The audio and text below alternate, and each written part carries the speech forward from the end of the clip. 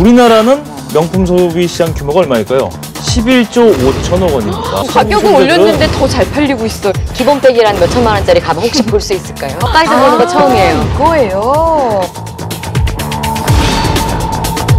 샤넬백, 재테크 이게 현실적으로 가능한 얘기예요? 내가 샀던 것보다 더 비싸게 중고로 판매를 할 수 있다. 돈은 없고 명품은 갖고 싶고 이런 분들이 찾는 게 바로 또 일명 짝퉁이라고 한. 저는 솔직히 하나도 모르겠고요. 기본적으로 이것만 체크해야 될 부분들이 있는 게 뭐냐면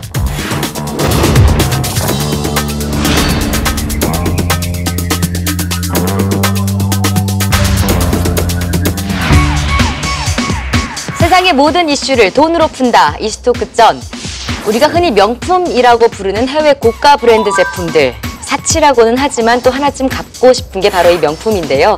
이런 소비자들의 심리 때문인지 해외 고가 브랜드들이 해마다 가격을 대폭 인상하고 있습니다. 하지만 이 명품이라고 불리는 제품들 과연 그만큼 가치를 하는 걸까요? 오늘 이슈토크 짠에서 명품의 모든 것 풀어보겠습니다. 명품 감정사 김진웅 씨 함께합니다. 어서 오십시오. 어서 오세요. 네, 안녕하세요. 안녕하세요.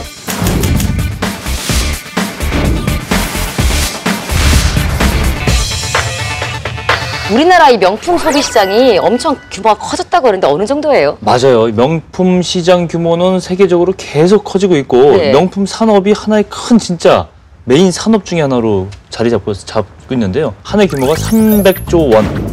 또 우리나라는 명품 소비 시장 규모가 얼마일까요? 11조 5천억 원입니다. 그럼 굉장한 그러니까요. 이게요. 전 세계에서 몇이 될 것 같아요? 한국이 몇이에요, 몇이? 8위 시장입니다. 근데 요즘에 명품 얘기하니까 참 우리나라의 명품 시장 규모가 크고요. 네. 참 역사 오래됐나 싶기도 한데 그렇게 또 오래되지도 않았다면서요? 맞아요. 1980년대는 일본이 세계 명품 시장의 중심이셨어요. 제일 소비도 많이 했고 그랬고 이거를 보던 이 롯데 신격호 회장이 네. 아, 우리나라도 이게 되겠구나. 그래서 루이비통, 샤넬, 에르메스 이런 브랜드들을 도입해보자라는 걸 처음에 결심을 하고 근데 이제 처음에는 루이비통을 그래서 한국에 좀 매장을 내시오라고 했는데 루이비통이 아 우리는 가보지 않은 그런 시장은 못 가겠다. 오히려 콧대가 굉장히 높은 거죠. 3년을 설득해서 결국은 이 롯데백화점 면세점 있잖아요. 네. 거기에 처음으로 84년에 루이비통이 입점을 한 거예요. 그게 공식적인 명품 시장의 효시다 이렇게. 이 명품백들도 가격대별로 또 등급을 나눈다면서요? 브랜드마다. 네, 뭐 사실 이 명품 브랜드의 등급을 명확하게 나누는 기준이 있는 건 아니에요. 네. 하지만 이 명품을 소비하는 구매자들의 그 구매 패턴, 순서를 보게 되면은 어느 정도의 그레이드를 저희가 볼 수 있는데요. 이제 명품 초기 입문하시는 분들은 대부분이 중저가 브랜드의 뭐 토리버치나 코치라는 이런 브랜드, 디자이너 브랜드들, 다음이 뭐 펜디나 프라다, 뭐 구찌, 뭐 이런 브랜드를 그래서 루이비통까지 가시죠. 이제 샤넬을 한번 거치셨다가 최종적으로는 대부분의 이제 구매자들이 에르메스에 정착을 하시길 원하십니다. 그 최상이라는 건 어느 정도 가격대예요? 대개 평균? 물론 에르메스보다도 훨씬 더 고가의 제품을 가지고 있는 브랜드들이 많이 있겠지만 이 에르메스의 경우에는 가방으로 봤을 때 약간 저렴한 라인이니까 패브릭 소재라든가 이런 라인들의 제품들이 한 200에서 300만 원대부터 시작을 하고요. 천으로 만들었는데 200이에요. 천으로 된 게 200만 원. 그리고 이제 가죽 제품으로 되어 있는 라인들이 한 500에서 600만 원대부터 시작을 해요. 그리고 이제 가장 에르메스 하면 대표적으로 이제 네모난백. 펼쳐지는 그런 주력 라인 제품들은 한 1,000만 원대부터 뭐 2,000, 3,000 그 위에까지. 자동차 가격이네요. 아니 보통 백이 1,000만 원이라는 거예요. 결국은 아까 500만 원짜리 그럼 작은 아까 이런 2,000, 거예요. 3,000짜리 아니 어떻게 생겼어요? 뭐 예를 들어 소재를 달리해서 뭐 악어 가죽이라든가 이런 특수 피혁이 들어가게 되면 뭐 7,000만 원, 8,000만 원까지 올라가게 됩니다. 기본백이라는 몇 천만 원짜리 가방 혹시 볼 수 있을까요? 네, 그래서 제가 준비해왔습니다. 보여주세요. 이 방송을 여성분들이 좀 안 전 처음이에요. 봤으면 좋겠는데. 아니 가까이서 보는 거 처음이에요. 이거예요. 네, 지금 제가 준비해온 이 에르메스의 버킨백이라는 모델이에요. 이 버킨백은 매장 가격은 뭐 사이즈별에 따라 차이가 있을 수 있는데 한 1,200만 원대부터 시작을 하고요.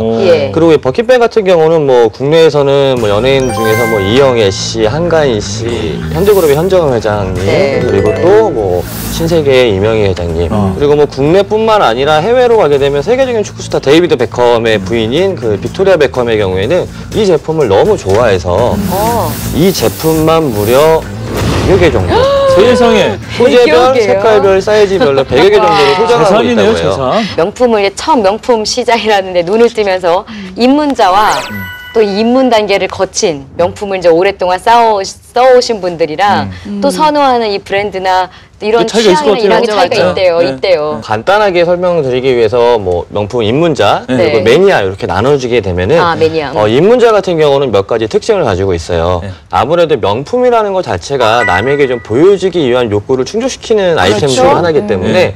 최대한 겉에 해당 브랜드의 로고가 많이 들어가 있는 걸 여기 뭐 이렇게 멀리서 짝이 봐도 있어. 제가 무슨 가방을 맸는지 알겠다. 내가 이걸 입고 있고 내가 이걸 메고 있다는 걸 보여주기 위해서 그러다 보니까 네. 아무래도 또 그 시기에 유행하는 제품들 뭐 흔히 말하는 누구누구 백, 뭐 누구누구 백 이런 제품들을 굉장히 선호를 많이 하는 편이고요. 근데 이제 반대로 이 네. 매니아층 분들 같은 경우는 입문자 분들이랑 굉장히 대조를 이루는데요. 네. 첫째로 매니아층 분들은 밖으로 겉으로 드러내는 브랜드의 로고가 붙어 있거나 이런 걸 굉장히 좀 지향하십니다. 네. 그리고 그 다음으로 이제 갖고 있는 제품 개수가 워낙 많다 보니까 이제는 명품을 그냥 포인트 아이템 하나 정도로 사용할 수 있을 정도로 이제 대부분이 패션 감각도 좀 뛰어나신 분들이 많으시고요. 그리고 가장 중요한 건 이 명품이라는 거 자체가 고가임에도 불구하고 네. 매니아층들의 다른 점은 정말 편하게 잘 사용하신다는 거죠. 가방은 분명히 무언가를 넣기 위한 하나의 수단이거든요. 네. 네. 그 수단으로 이용하면서 조금 더 이쁜 거를 이렇게 예, 사용을 예. 하시는 거지. 근데 입문자분들 같은 경우는 아끼다 장식용으로, 보면은 예. 그게 안 되거든요. 예. 네, 그래서 아무래도 매니아층이랑 입문자분들이랑 그렇게 좀 대조를 많이 이루는 편이죠. 그런데 이렇게 우리나라에서 명품 시장이 커지고 선호하는 분들이 많다 보니까 명품 브랜드들이 가격을 터무니없이 좀 많이 이렇게 올리는 경향이 좀 있다 이런 얘기를 들었어요. 맞아, 실제로 맞아. 그렇죠. 우리나라 원화 가치가 올라가고 이래서 가격이 좀 떨어졌나 가보면 맞아. 오히려 올라있는 맞아요. 이런 경우도 상당히 많이 있거든요. 그게 이제 오늘 말하려고는 주요 주제 중에 하나인데요. 네. 명품 가격이 우리나라 명품 가격이 상대적으로 해외에 비해서 비싸다. 그래, 이런 맞아요. 평가들을 많이 하세요. 주요 샘플만 아주 유명하다는 제품들만 뽑아봤어요. 아까 말한 그 3초백에 해당하는 루이비통 스피디 네. 백을 조사해봤는데 2013년에는 114만 원을 팔았어요. 백화점 정품 가격입니다. 네. 네. 2014년 올해 얼마 파느냐? 121만 원이에요. 오. 샤넬 2.55백 있지 않습니까? 네. 네. 이게 2013년 가격이 681만 원이었는데 이게 715만 원이었어요. 34만 원 올랐어요. 비율로 따지면 5% 정도 되는데 그래도 이건 양반이에요. 에르메스 켈리 35 모델이라는 브랜드 이 모델은 예쁘다. 2013년에 1,053만 원이었거든요. 네. 근데 2014년 올해 와서 1,300만 원, 10만 원이 됐어요. 1,310만 원이 됐어요. 거의 30%. 257만 원 올랐어요. 우와. 약 24%, 25%가 또 올랐어요. 한국의 소비자들이 굉장히 그렇게 고가의 제품을 선호한다. 고가일수록 선호한다라는 이 내부 어떤 마케팅 전략이 이 가격 정책에도 작용하지 않았나. 그렇겠죠. 그러면 이제 가격은 소비자들은- 올렸는데 더 잘 팔리고 있어. 이런 거죠. 그러니까요. 근데 저는 궁금한 게 이게 유독 우리나라에만 정말 이런 건지 우리나라 사람들이 워낙 좋아하니까 이런 건지 아니면은 명품 브랜드들이 전 세계적으로 값을 올리고 있는 건지 궁금한데요. 사실 뭐 해외라고 해서 명품 브랜드가 싸지는 않습니다. 예. 하지만 유독 우리나라에서만 비싼 것처럼 느껴지는 이유 중에 하나는 예. 네. 예를 들어서 우리가 흔히 알고 있는 스파 브랜드라고 불리는 브랜드들이 있어요. 네, 네. 뭐 갭이라든가 미국의 아베크롬비 폴로 등 네. 이런 브랜드들 같은 경우 해외 현지에 가면 정말 저렴한 가격에 판매가 맞아요. 되는데 우리나라로 들어오면 중저가 브랜드가 이미 되어버려 있거든요. 그렇죠. 예. 그럼 우리나라 사람들 자체의 그 심리 자체가 이 수입품에 대해서 굉장히 관대한 그런 심리를 갖고 있기 때문에 외국 거라면 무조건 좋은 거. 그렇기 때문에 같은 외국 거라고 했을 때도 네. 조금 더 비싼 거를 더 원하게 됩니다. 네. 그렇기 때문에 실제 명품 브랜드에서도 네. 고가 정책을 지속적으로 펼치고 있는 추세이긴 하고요. 되게 기업들이 이윤을 크게 남기면 이렇게 기부 같은 거 사회 환원 차원에서 기부를 많이 하잖아요. 그러게요. 근데 이렇게 우리 국내 돈을 끌고 가는 해외 명품 브랜드 기업들이 또 기부에는 그렇게 또 인색하다고 그럽니다. 프라다 코리아 같은 경우는 13년 기준으로 1년 매출이 3,510억 원이에요. 가방하고 신발을 3,510억 원씩 팔았어요. 많이 팔았네요. 이익이 얼마인지 아세요? 영업이익이 780억 원이에요. 상당히 높은 우와. 영업이익입니다, 이거. 기부를 얼마느냐? 800만 원 했습니다. 네? 800억 원이 아니고 800만 원. 대신 주주 배당을 이 영업이익보다도 더 많은 800억 원을 했죠. 그다음에 구찌 코리아나 루이비통만 해도 그나마 나은 거예요. 기부금 2억 했는데 두 회사 매출과 영업이익이 한 2천억대, 또 영업이익도 한 2, 300억대인데 기부가 한 2억 정도 했는데 나머지는 없습니다. 샤넬 최근 5년간 기부금 한 푼도 안 냈습니다. 예, 물론 뭐 기부금 내라는 걸 강제할 수는 없지만 네. 이렇게 한국에 들어와서 큰 이익을 보고 있는데 너무 이렇게 정말 좀 적은 네, 액수를 네, 한다는 게 네. 조금 얄밉다고 해야 되나? 이게 해외 기업들은 진짜 진짜 노블리스 사용을 오블리지 잘하는 여기에 거예요. 해당되는 얘기예요. 이 명품 쓰는 분들. 근데 명품 재테크에 관한 이야기를 좀 해볼게요. 이게 현실적으로 가능한 얘기예요, 김 전문가님? 예를 들어 내가 한 4, 5년 전에 300만 원 정도의 제품을 샀는데 네. 똑같은 모델이 4, 5년 후 현재 600만 원의 매장가를 형성을 하고 있어요. 아, 가격이 그럼 올라가니까. 내가 예전에 300만 원 주고 샀던 그 똑같은 제품이 600만 원에 팔고 있으니까 내가 샀던 것보다 더 비싸게 중고로 판매를 할 수 있다라고 하는 게 샤테크의 정확한 정의라고 생각을 특히 하시면 샤넬백이 되거든요. 그래서 네. 그렇잖아요. 가격 정책이 워낙 국가 정책을 막 계속 막 올려가지고 디자인도 많이 예. 안 바꾸고. 그만큼 네. 지속적으로 가격이 상승을 했기 때문에 그런 말이 나오는 건데 네. 정확하게 제가 말씀을 드리자면 샤테크는 없다라는 게 정답이라고 그래요? 봅니다. 잘못된 거예요? 네. 오. 왜 그러냐면 네.